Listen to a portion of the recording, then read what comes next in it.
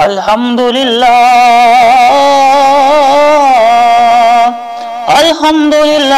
رب العالمین والصلاة والسلام علی سید الانبیاء والمرسلین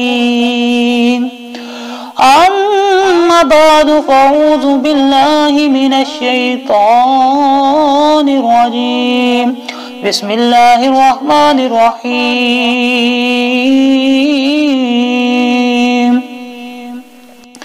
آج سوال کیا گیا ہے کہ وہ کون سے جانور ہیں جو جنت میں جائیں گے۔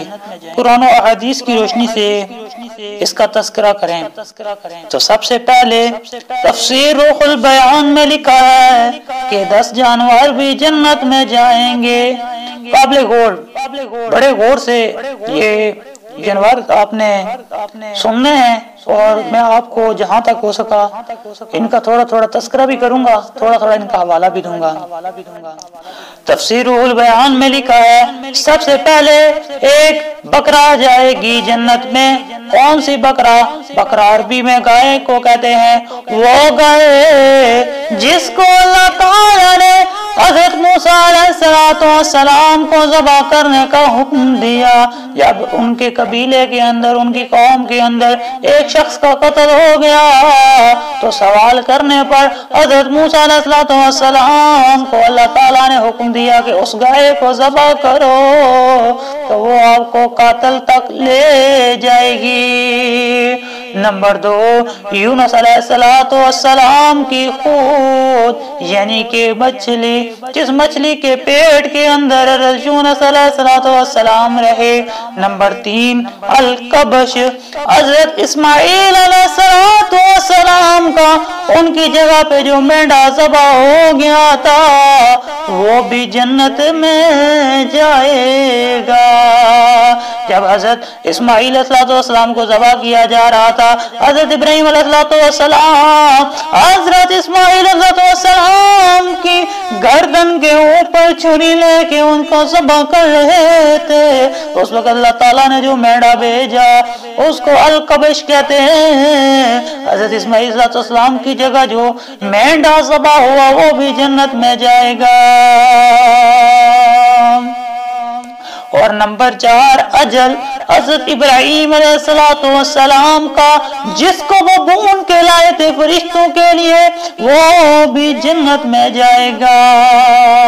نمبر 5، نملہ، حضرت سلیمان علیہ السلام جب اپنے لشکر لوگ کو لے کر کسی جگہ جا رہے تھے تو رستے کے اندر چند چونٹیوں نے آپس میں سرگوشی کی۔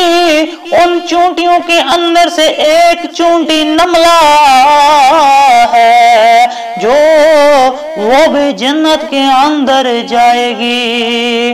نمبر 6، خود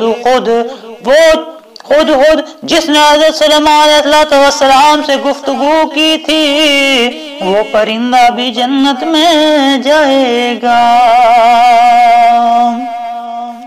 نمبر 7، حضرت صالح علیہ السلام کی اونٹنی ناقہ وہ بھی جنت کے اندر جائے گی۔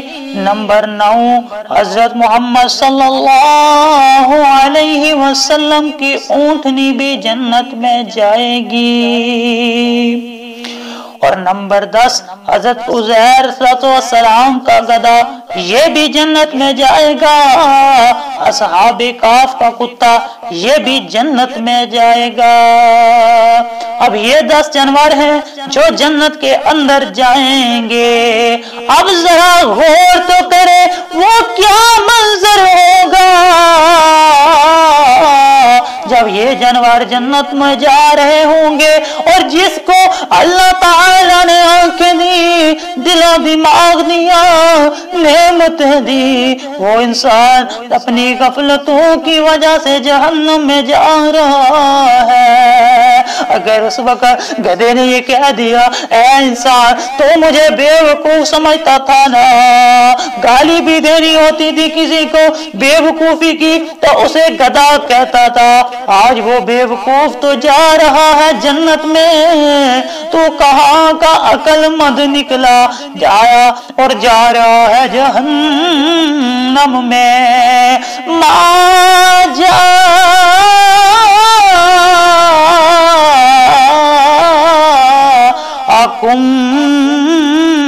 نذیر، ڈرانے والا نہیں آیا تھا۔ کہیں گے ہاں ہاں ڈرانے والا تو آیا تھا، اگر ہم سنتے ہماری عقل کی رتی ہوتی ہمارے پاس تو پھر ہم جہنم میں نہ جاتے۔ اس کا مطلب ہم سنتے ہی نہیں تھے، سوچتے ہی نہیں تھے، سمجھتے ہی نہیں تھے۔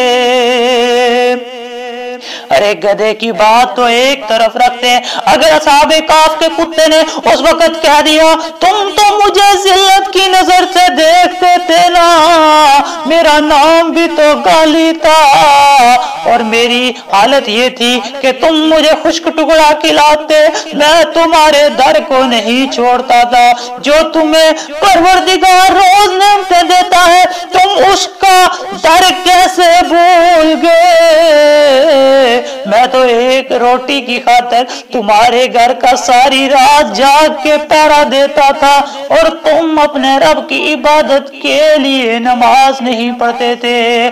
کتا تو جا رہا ہے جنت میں اور وہ گناہگار انسان جو اپنے رب کی نافرمانی کرتے رہے ساری زندگی، وہ جہنم میں جا رہے ہیں۔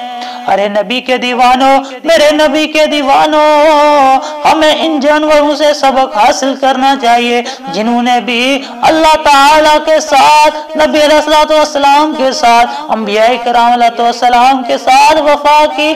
اللہ تعالیٰ تو ان کو جنت میں لے کے جا رہا ہے اور ہم تو اشرف المخلوقات ہیں۔